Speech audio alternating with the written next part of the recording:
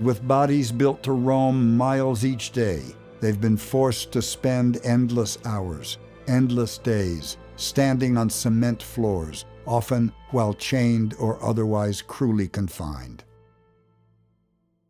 The day is coming, though, slowly but surely, that all elephants will be recognized for who they are, freed from bondage and permitted to live out the remainder of their lives in the dignity of sanctuaries.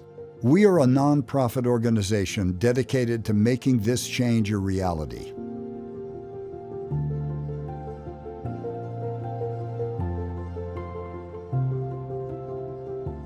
We are the organization Free All Captive Elephants. FACE,